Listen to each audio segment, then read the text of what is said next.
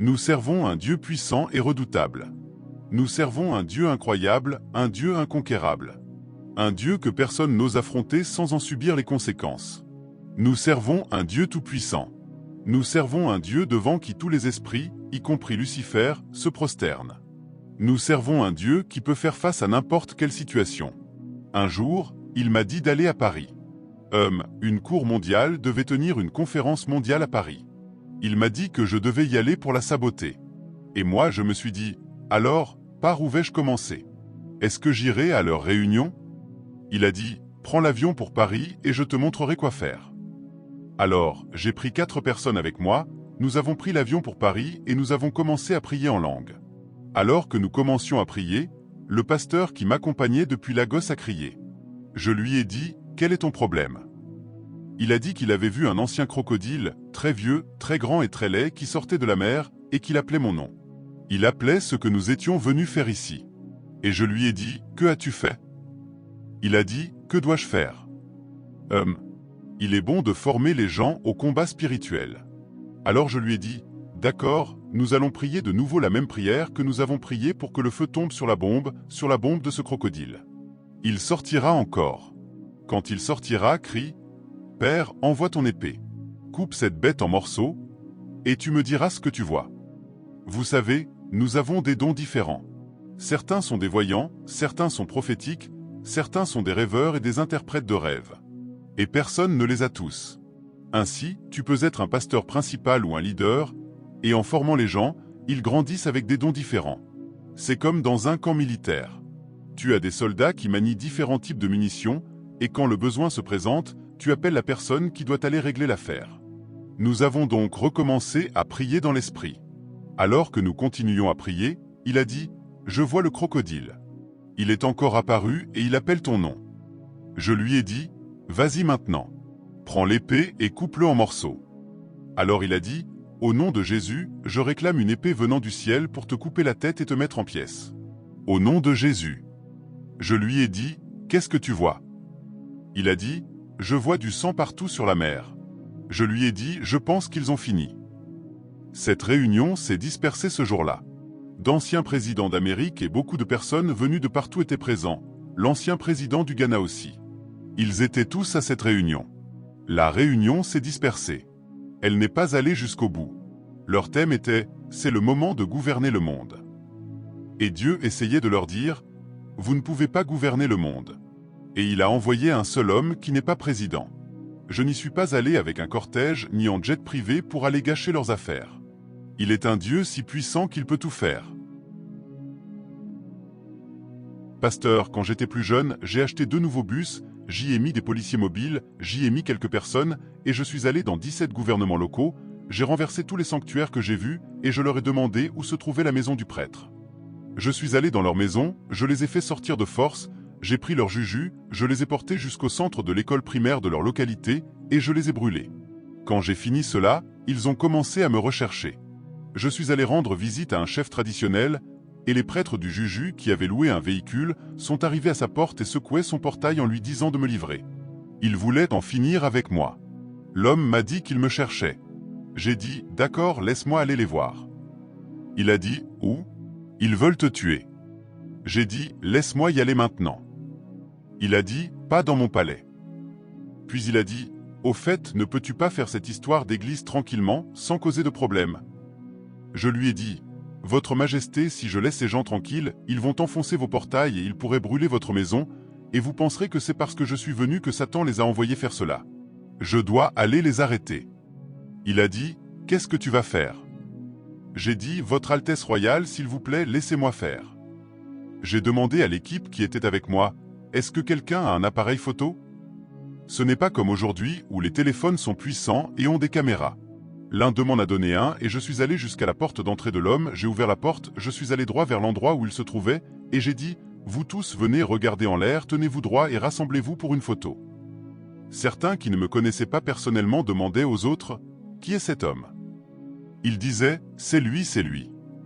Et certains qui me connaissaient très bien disaient aussi, ça ne va pas se faire. J'ai dit, attendez, laissez-moi d'abord finir de prendre la photo. Rassemblez-vous, je vais prendre la photo et je l'enverrai à autant d'entre vous que vous voulez la recevoir. savez-vous pourquoi je prends la photo? Ils ont dit non. Alors ils ont commencé à scander, celui que nous disons de vivre vit, celui que nous disons de mourir meurt. Celui que nous disons de vivre vit. Je leur ai dit, taisez-vous. Quand je suis venu emporter vos affaires, n'étiez-vous pas à la maison? Est-ce que je suis venu comme un voleur? Je leur ai dit, attendez, j'ai détruit toutes les forteresses, et il en reste une qui fait partie de votre force très très puissante. Dans leur langue locale, ils appellent cela honto. C'est une grosse pierre qui a un trou au centre, où ils versent du sang humain et où ils font des choses terribles. Celle-là n'a pas encore été détruite. Je leur ai dit que demain à 7 heures du soir, je viendrai détruire celle-là. Et si vous êtes fort et intelligent, attendez-moi là-bas. D'accord. Je me suis retourné et je suis rentré. Ils ont dit, nous allons tous mourir là-bas. J'ai dit, non. C'est vous tous qui allez mourir là-bas. Je n'avais pas l'intention d'y aller. Les gens ont quitté l'endroit et sont partis. Et le lendemain, ils étaient là-bas, à Honto, en train de m'attendre. Alors je me suis mis à genoux et j'ai dit à ce Dieu, « S'il te plaît, fais-moi une faveur. Envoie la pluie et fais qu'ils ressemblent à des vautours, et envoie suffisamment de moustiques affamés pour les piquer toute la nuit. » Ces gens étaient là, à m'attendre. La pluie les a battus. Les moustiques les ont battus jusqu'au lendemain. Je leur ai envoyé un message, je leur ai dit, « Désolé, je n'ai pas pu venir hier. Je viendrai aujourd'hui. » Ils sont restés. La pluie les a battus le deuxième jour. Les moustiques les ont battus le deuxième jour. Et je leur ai envoyé un message. Je leur ai dit, en réalité, je n'avais pas l'intention de venir. Cela les a rendus fous. Alors ils se sont mis à me poursuivre partout et par tous les moyens possibles. Ils ont cherché mon affiche. Ils l'ont trouvée. Ils sont allés au tribunal. Ils ont fait des incantations. Ils ont pris une lance et l'ont enfoncée à travers mon image. Et quand ils font cela, la personne fait une crise cardiaque et vomit du sang. L'homme qui a planté la lance à travers mon image a vomi du sang et est mort sur le champ. Cela les a secoués. Ils sont allés au marché acheter un chien indigène, puis ils sont allés dans des latrines traditionnelles et l'ont enterré. Ils ont appelé le chien par mon nom et ont dit, après leur rituel, que j'étais un homme mort et enterré. L'homme qui est allé au marché et est revenu est devenu aveugle. L'homme qui a enterré le chien est mort sur place. Comment l'ai-je su? L'un d'eux m'a appelé et a dit, « Pouvons-nous régler ça ?» J'ai dit, « Que veux-tu dire maintenant ?» Il a commencé à me raconter ce qui leur était arrivé. J'ai dit, « Oh, merci pour les révélations. » Il n'y avait pas d'autre moyen pour moi de le savoir. Dieu ne me l'avait même pas dit, tu vois. Mais je vous parle de ce Dieu qui peut vous protéger de la mort et des dommages venant des forces de ténèbres les plus puissantes. Et vous ne savez pas quand ces choses leur arrivaient, moi je ne le savais pas. Je n'en avais aucune idée. Ainsi, quand il vient avec son feu, il vient manifester sa puissance. Élie l'appelle le Dieu qui répond par le feu. Et je pense que c'est dans 1 Roi chapitre 18 verset 24. Il vient, il répond, il se manifeste par le feu. Et ce matin, nous allons prier pour être baptisés de ce feu. Parce que les apôtres étaient faibles, ils se cachaient. Ils fuyaient ceux qui les combattaient jusqu'à ce qu'ils reçoivent ce feu. Quand ils ont reçu ce feu, le monde a commencé à avoir peur d'eux. Si vous les mettez en prison, ils s'assoient et vous laissent faire, et sans porte, sans serrure ni clé, ils sortent de votre prison et se retrouvent à servir quelque part. Vous les amenez encore et vous les enfermez de nouveau, comme dans Acte 16, les murs entiers de la prison et les portes s'effondrent, et les chaînes se brisent. Alors les gens ont commencé à avoir peur. Ne les touchez pas. Si vous les mettez dans vos prisons, vous les perdez. Et la Bible dit que la crainte de l'Église s'est répandue sur le monde. C'est lorsqu'ils ont été baptisés du Saint-Esprit, qu'ils ont été baptisés de feu, qu'ils ont commencé à marcher avec ce genre de force, avec ce genre de puissance. As-tu déjà lu Luc 12, verset 49? Si vous pouvez nous le projeter. Luc 12, verset 49. C'est une révélation. Je suis venu jeter du feu sur la terre, et comme je voudrais qu'il soit déjà allumé. C'est Jésus qui parle. Jésus a dit, « Je ne suis pas venu fonder une religion. Je suis venu allumer un feu. Pas le feu avec lequel on cuisine. Je suis venu allumer, répandre le feu de mon Père sur la terre. Et comme je voudrais que beaucoup de gens aient déjà attrapé ce feu. Le jour où j'ai lu cette écriture, j'ai dit à Jésus, « Commence par moi. » Et j'ai commencé à crier, « J'attrape le feu que tu es venu apporter. » Je parlais en langue. Je demandais que ce feu commence à brûler dans mon ventre, dans mon esprit, dans mes os. Et pendant que je priais cette prière, Une sorte d'audace et de confiance est venue sur moi. Et je faisais cette demande, où est Lucifer? Je veux le rencontrer face à face. Je veux le mettre en pièces.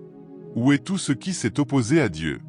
À cette époque-là, je faisais un travail dans des lieux riverains à Bonny. Je travaillais à Soucu, je faisais un travail. Un prophète de Dieu appelé Emmanuel Cure de Cafanchamp m'a appelé. Il m'a dit, « Qu'est-ce que tu fais dans les eaux ?» J'ai dit, « Je fais simplement de l'évangélisation. » Il a dit, « Tu fais bien plus de ravages que cela. » J'ai dit, « Que veux-tu dire ?» Il a dit, « Un dragon à plusieurs têtes est sorti de la mer en criant mon nom et en disant, « Laissez-nous tranquilles. » Ainsi, il savait que je causais des problèmes. Moi, je ne savais pas que ce dragon à 7 têtes dans la mer et son groupe étaient en difficulté.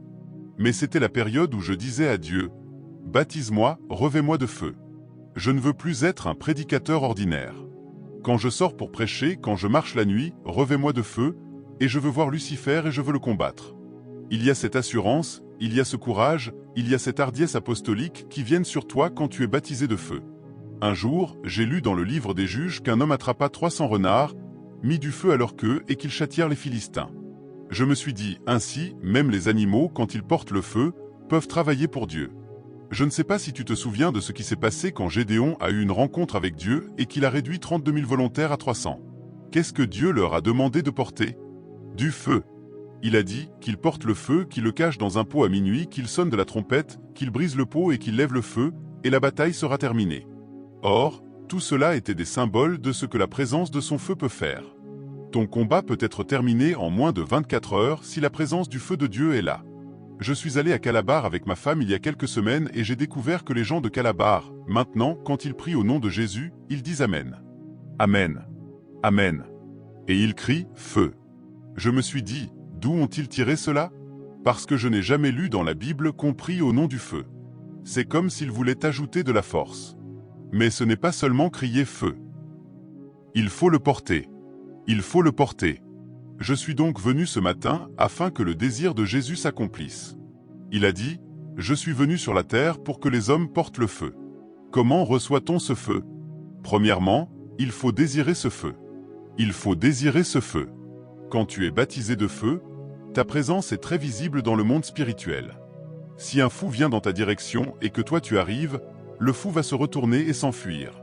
Si quelqu'un est possédé et que tu t'approches de lui, même certains anciens d'une église sont sortis précipitamment de leur réunion d'anciens, en tenant leur pagne d'une main et en sautant par les fenêtres, et le fou était très content de voir des gens d'église courir. Il est sorti sur la route et a commencé à briser des pare-brises, et les véhicules faisaient demi-tour et s'enfuyaient. Moi, je ne savais pas. Je marchais simplement, sortant de l'église étant près du bureau de poste, en direction du bureau de poste. Et le fou m'a vu arriver. Il a arrêté de poursuivre les gens de l'église. Il m'a dit, « As-tu ta Bible avec toi ?» Je n'ai pas parlé. Je continuais d'avancer. Je suppose qu'il ne savait pas que j'allais au bureau de poste. Il pensait que je venais pour lui. Il a fait demi-tour et a commencé à courir comme quelqu'un qu'on poursuit, comme un voleur. Ainsi, les gens le voyaient courir dans leur maison, certains sautaient dans la brousse. Il fuyait très vite devant moi, et j'ai réalisé qu'il fuyait à cause de moi. Je me suis senti très triste, parce que j'étais encore jeune et je me suis dit que j'aurais pu poursuivre ce mauvais homme jusqu'à l'attraper. Les démons pouvaient voir ce que les yeux ordinaires ne pouvaient pas voir, et ils ont fait courir cet homme depuis la maison d'assemblée à Calabar. On m'a amené une jeune fille folle pour que je la délivre. La jeune fille folle est arrivée en mon absence. J'ai envoyé l'équipe de prière pour aller la servir, la libérer et la renvoyer chez elle. Ils y sont allés le premier jour et ont dit qu'elle avait 16 démons, que 2 étaient partis et que 14 n'étaient pas partis. Je leur ai demandé de jeûner et de prier.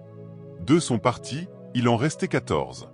Je leur ai demandé de jeûner et de prier, puis de retourner et de les chasser. Le jour où ils sont allés faire cela, j'étais revenu et je leur ai demandé où ils en étaient. Ils ont dit que les 14 avaient refusé de partir. Je leur ai demandé, est-ce que les 14 ont dit quelque chose? L'un d'eux a dit oui. J'ai dit, qu'est-ce qu'ils ont dit? Il a dit, vous avez mangé du gari. Alors je leur ai demandé, avez-vous mangé du gari? Ils ont dit non. J'ai donc demandé à tous les membres de l'équipe de venir. J'ai commencé à les interroger un par un. As-tu mangé du gari? Il a dit non. Je suis allé jusqu'au dernier homme, qui était le plus âgé. Il a dit, tu sais, ce camp est très exigeant. J'avais très faim et j'étais fatigué, et j'ai vu mes enfants manger du gari, alors je me suis joint à eux pour manger du gari. Je lui ai dit, monsieur, as-tu dit aux membres de l'équipe que tu avais mangé du gari? Il a dit non. J'ai dit, mais tu sais que tu n'étais pas censé manger du gari. Tu étais en jeûne.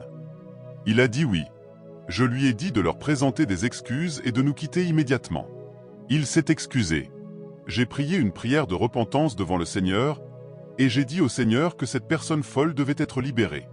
Je leur ai demandé de me suivre et de me montrer où elle se trouvait.